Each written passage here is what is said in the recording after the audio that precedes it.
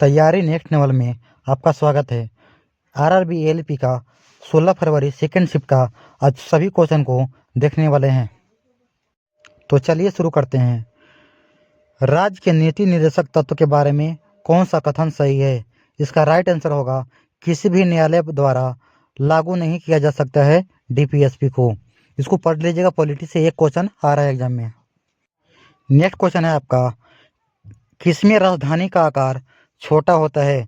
तो याद रखिएगा, जंतु कोशिका में राजधानी का आकार छोटा होता है लेकिन संख्या में ज़्यादा होता है, लेकिन पादप में आकार बड़ा होता है और संख्या में कम होता है। तो यहाँ से क्वेश्चन आ चुका है, इसको अच्छे से पढ़ लीजिएगा।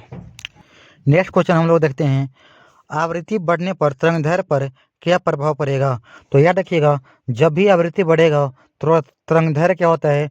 कम हो जाता है। दोनों एक दूसरे के व्युत्क्रम होता है। अगर आवृत्ति बढ़ेगा तो तरंगदैर्घ्य कम हो जाएगा, जब आवृत्ति घटेगा तो तरंगदैर्घ्य क्या होगा? बढ़ जाएगा। एक दूसरे के क्या होता है? व्युत्क्रमानुपाती होता है। यहाँ से एक और क्वेश्चन ध्यान रखिएगा, सबसे अधिक आवृत्ति किसका होता है और सबसे कम किसका होता है? तो दोनों को ध्यान रखिएगा, बैगनी रंग का सबसे अधिक आवृत्ति होता है और सबसे कम तरंगदैर्घ्य होता है, और रेड रंग का सबसे कम आवृत्ति होगा और सर्वाधिक तरंगदैर्घ्य होगा। यहाँ सभी क्वेश्चन नेक्स्ट सेट में देखने को मिल सकता है, तो याद रखिएगा इसको। नेक्स्ट क्वेश्चन है, इथेनॉल की अभिक्रिया सोडियम धातु से कराने पर क्या बनता है? इसका राइट आंसर होगा sodium hydroxide plus hydrogen gas. इस इक्वेशन को ध्यान रखिएगा, यहाँ से क्वेश्चन आ चुका है। जब इथेनॉल की अभिक्रिया सोडियम धातु से कराया जाता है तो कौन सा गैस बनेगा? Hydrogen gas. अगला क्वेश्चन आपका फिजिक्स से है, उत्तल लेंस में वस्तु को जब अनंत पर रखा जाता है तो प्रतिबिंब कहाँ बनेगा? इसका राइट आंसर क्या होगा? मुख्य फोकस पर। तो दर्पण और लेंस में कौन सा प्रतिबिंब कहाँ बनता है, इसको याद कर जाइएगा। यहाँ से हर एक सीट में क्वेश्चन आ रहा है। अगला क्वेश्चन है, कोशिका झिल्ली के बारे में कौन सा कथन गलत है?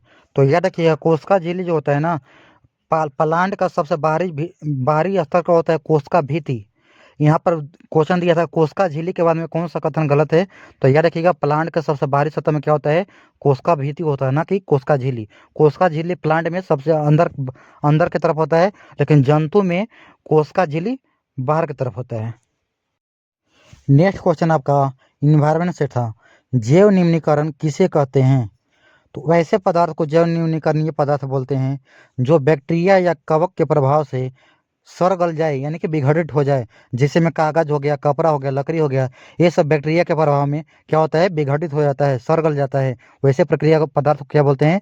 जैव निम्नीकरण प्रक्रिया।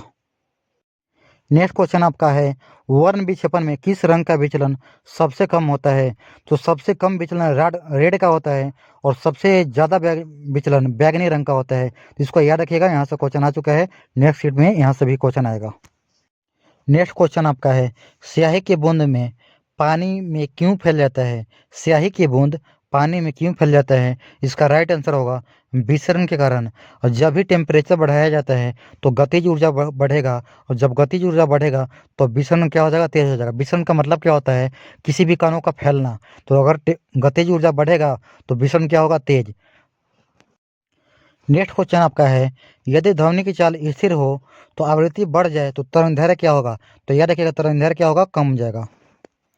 नेक्स्ट आपका करेंट अफेयर्स का क्वेश्चन है, इस क्वेश्चन को याद कर लीजिएगा। अब हम लोग चलते हैं मैथ पर। मैथ और रीजनिंग का एनालिसिस करने वाले हैं। तो याद रखिएगा, मैथ से सर्वाधिक क्वेश्चन मेंसुरेशन से आ रहा है, जो कि फार्मूला बेस आ रहा है। तो फार्मूला आप लोग मेंसुरेशन को अच्छे से गोला, शंकु, घन, घनाभ को याद कर लीजिए। साथ में माध्य, माध्यिका, बहुलक को फार्मूला को याद कर लीजिए, वहाँ से क्वेश्चन आ रहा है।